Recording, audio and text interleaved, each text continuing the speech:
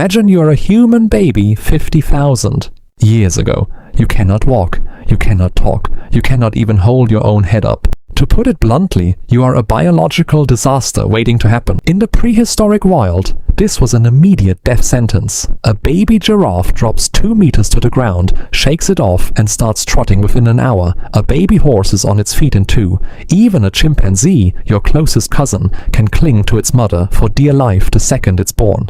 But a human newborn?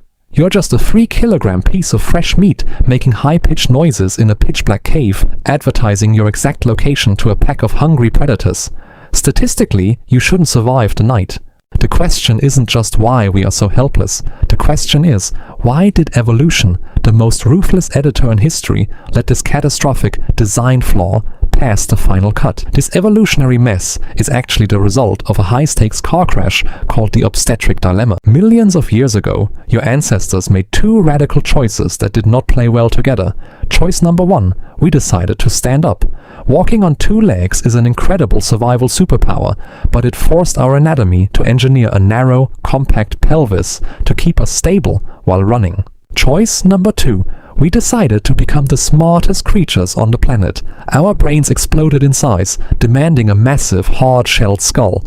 And there lay the horrific conflict. A massive, growing skull trying to pass through a narrow, bone-reinforced exit. It was a biological hostage situation. If the baby stayed in the womb until its brain was actually ready, birth would become a 100% fatal event for both mother and child. But if the exit got any wider, the mother would lose the ability to walk or run from danger. Evolution needed a desperate bypass, and the solution it chose was rather brutal. But this isn't just a geometry problem about a hole, it's a crisis of pure energy.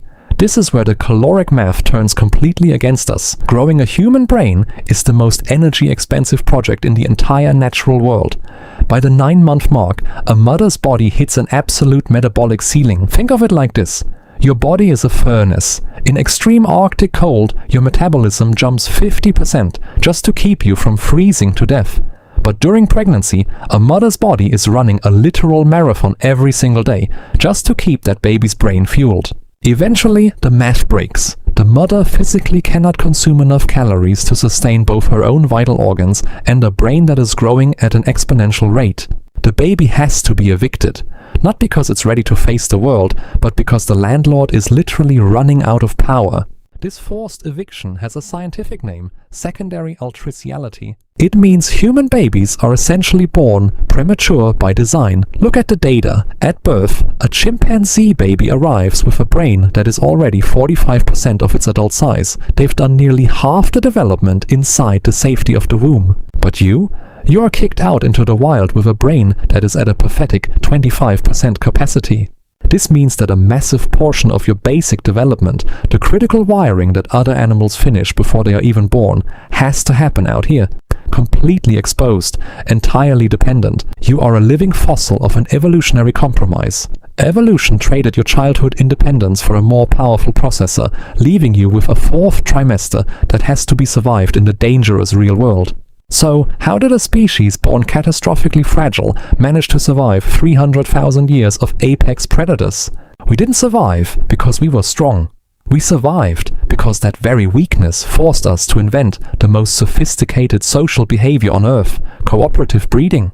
In the ancient world, you didn't raise a child alone. You relied on an evolutionary secret weapon, grandmothers. This is the grandmother hypothesis. Evolution found it so efficient to have extra adults protecting these helpless infants that it actually programmed human females to live decades past their reproductive years, just to act as full-time survival specialists for their grandkids. We are the only species on Earth that cannot reproduce successfully without a tribe.